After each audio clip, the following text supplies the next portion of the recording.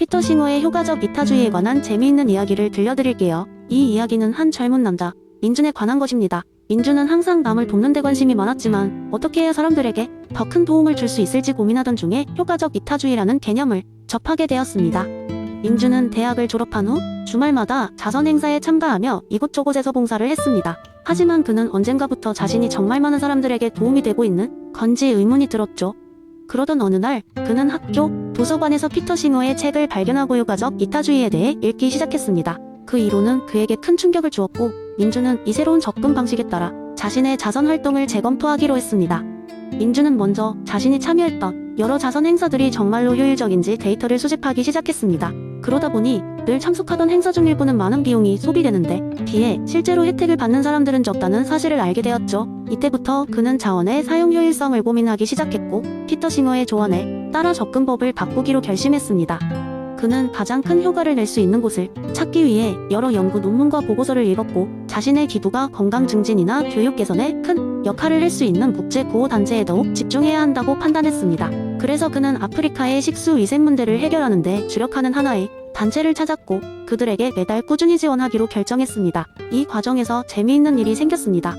민준은 친구들과 술자리에 앉아 자신의 새로운 기부 방식을 설명하고 있었습니다. 그러면서 효과적 이타주의의 효율성과 과학적 접근을 강조했죠. 그 자리에서 친구들은 각자의 의견을 나누다가 그중 한 친구가 슬며시 농담을 던졌습니다. 민준아, 이제 너희 사랑을 효과적으로 나누는 방법도 연구해서 우리에게 가르쳐줘. 그러자 모두 웃음을 터뜨리며 한마디씩 거들기 시작했습니다. 민준은 그날 밤 친구의 농담에 잠시 머물러 생각해보다가 인간관계 역시 효과적인 방식으로 접근할 수 있을까 하는 엉뚱한 상상을 하게 되었습니다. 그는 친구들과 가족들에게 어떻게 하면 가장 기쁘게 할 수 있을지, 그들의 행복을 극대화할 수 있을지 연구해보기로 했습니다. 그래서 누구나 가장 좋아하는 음식으로 깜짝 파티를 열기 위한 설문조사를 만들고 가족들을 주인공으로 한 작은 영화를 제작하기도 했습니다. 결국 그의 관심은 더 넓은 영역으로 확산되었고 그는 이러한 일련의 과정을 통해 이타주의가 단지 물질적 지원에 국한된 것이 아니라는 것을 깨달았습니다. 민준은 피터 싱어의 효과적 이타주의가 단지 자선의 방식뿐 아니라 사람들 간의 관계에서 도적용될 수 있는 원칙이 될 수 있음을 증명해낸 셈이죠. 이처럼 민준은 효과적 이타주의를 통해 자신만의 방식으로 삶의 균형을 찾아가며 모든 사람에게 더 나은 내일을 선사하기 위해 고민하고 실행하는 것이 얼마나 가치 있는 일인지를 주변 사람들에게 일깨워 주었습니다.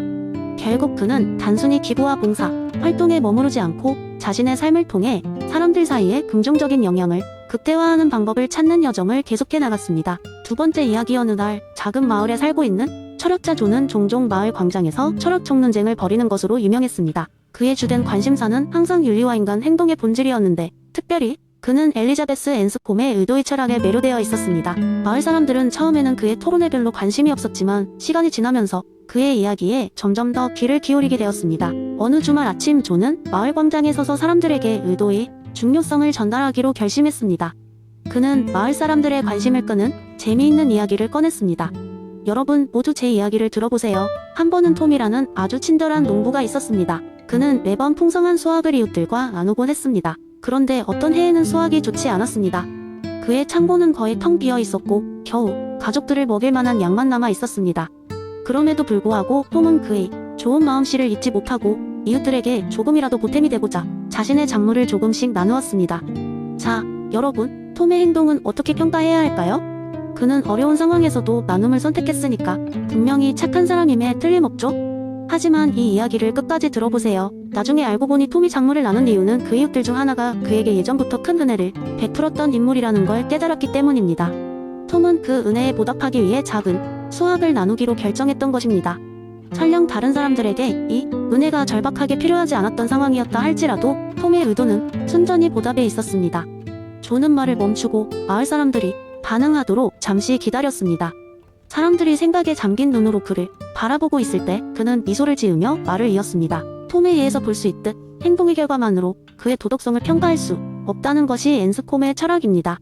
중요한 것은 그가 이웃을 돕고자 했던 의도였습니다. 의도는 때로는 결과보다 더 깊은 곳에 숨겨져 있을 수 있습니다. 톰이 순전히 다시 받으려는 마음에서 작물을 나누었다면 과연 그의 행동은 진정한 도덕적 가치가 있다고 할 수 있을까요? 이처럼 존은 앤스콤의 이론을 통해 마을 사람들에게 행동의 윤리적 평가에 있어 의도의 중요성을 쉽게 풀어 전했습니다. 마을 사람들은 그의 이야기를 들으며 인간의 행동에 대한 깊은 통찰을 얻게 되었고, 이후로는 행동을 평가할 때 그 내면 의도에 더욱 주목하기 시작했습니다. 이렇게 소박한 마을에서 헨스콤 의도의 철학은 사람들의 생각에 조금씩 변화를 주었습니다. 그날 이후 그들은 모든 행동 뒤에 숨겨진 의도를 주의 깊게 살펴보는 습관을 기르게 되었습니다. 세 번째 이야기한 작은 마을에 진정한 삶을 살고자 하는 소년 나무가 있었어요.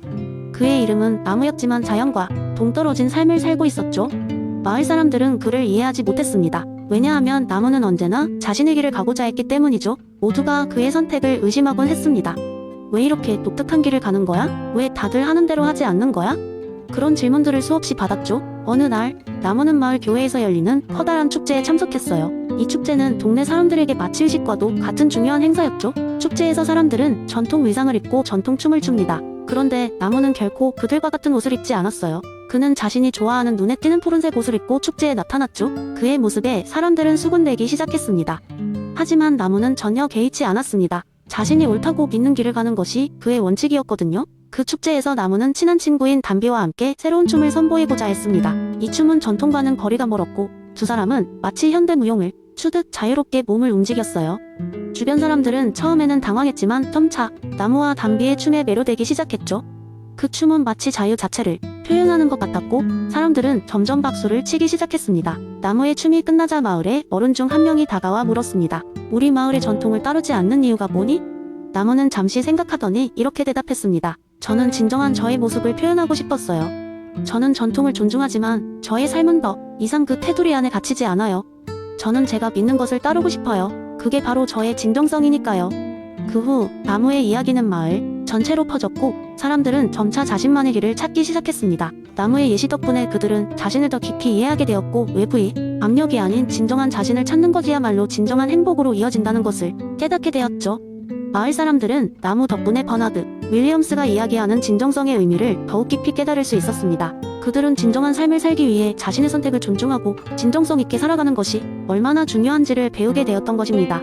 나무의 삶은 결국 그 자신뿐 아니라 마을 사람들 모두에게도 큰 울림을 준 셈이었죠.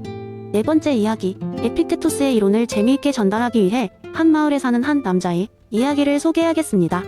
이 남자의 이름은 소크라테스였습니다. 그러나 우리에게 익숙한 철학자 소크라테스가 아닌 현대의 한 작고 평범한 마을에 사는 소크라테스였지요. 그의 삶은 아주 평범했고 그는 항상 자신이 왜 이렇게 불행한지 고민하곤 했습니다. 하루는 마을 광장에서 열리는 시장에 갔다가 우연히 여행하는 철학자 한 명을 만나게 되었습니다. 그 철학자는 에픽테토스의 철학을 연구하고 전파하는 사람이었죠. 철학자는 소크라테스에게 묻습니다. 당신은 어떤 일로 힘들어하고 있습니까? 소크라테스는 자신의 이야기를 한숨 섞인 목소리로 풀어놓기 시작했습니다. 매일 아침 일어날 때마다 기분이 엉망입니다. 날씨가 안 좋고 시장에서 사람들이 나에게 친절하지 않고 또 나에게가 말을 듣지 않습니다. 언제나 나를 화나게 만드는 일이 가득합니다. 철학자는 소크라테스를 조용히 바라보다가 에픽테토스의 내적 평온에 대한 이야기를 해주었습니다. 당신이 손에 들고 있는 것이 대체 무엇입니까? 철학자가 물었습니다. 소크라테스는 우산을 들어 모이며 대답했습니다. 비가 올지 몰라서 들고 다닙니다. 그렇다면 비가 올지 안 올지는 당신이 통제할 수 없는 것이지요? 하지만 당신은 우산을 선택했습니다. 이것이 바로 에픽테토스의 가르침입니다. 날씨는 통제할 수 없지만 그에 대한 대비책은 통제할 수 있습니다. 마찬가지로 타인의 행동이나 당신의 개의 행동은 통제할 수 없지만 당신의 반응은 충분히 통제할 수 있지요. 소크라테스는 잠시 생각에 잠겼습니다. 그리고 나서 조심스럽고도 궁금한 톤으로 말했다. 즉, 내가 통제할 수 없는 일에 너무 많은 에너지를 소모하게 되는 건가요? 철학자는 고개를 끄덕였습니다. 당신이 내적 평온을 얻으려면 통제할 수 없는 것에 대해 걱정하지 말고 당신의 반응에 집중하세요. 당신의 기분이 엉망이라고 느낄 때 그것은 외부 요인이 아닌 당신의 내면에서 유발되는 것입니다. 걔가 말을 듣지 않을 때 화를 내기보다는 그에게 더 나은 교육을 제공하거나 아니면 그 상황에서 화내지 않는 것을 선택할 수 있는 것이지요. 소크라테스는 감사한 마음을 느꼈습니다. 그날 집으로 돌아가는 길에 그는 지나가는 구름을 보며 미소 지었습니다. 구름이 너무 많이 끼어 있어도 그는 이제 신경 쓰지 않았습니다. 더 이상 그것은 그의 통제 범위 밖이라는 것을 깨달았기 때문이지요. 그는 슬쩍 자신의 우산을 바라보며 이야기를 듣던 그 광장에서의 짧은 순간을 떠올렸습니다. 이후로 그는 개가 장난을 치며 집안을 망가뜨려도 웃어 넘길 수 있었습니다. 그는 자신만의 작은 반응을 다스림으로써 내적 평온에 더 가까워졌습니다. 이 과정을 통해 소크라테스는 행복을 찾아갔고 마을 사람들은 그의 변화를 보고 흥미로워했으며 결국 소크라테스는 자신도 모르게 마을의 작고 특별한 철학자가 되었답니다. 그의 이야기는 마을 곳곳에서 전해졌고 사람들은 그를 통해 내적 평온의 진정한 의미를 깨달아갔습니다.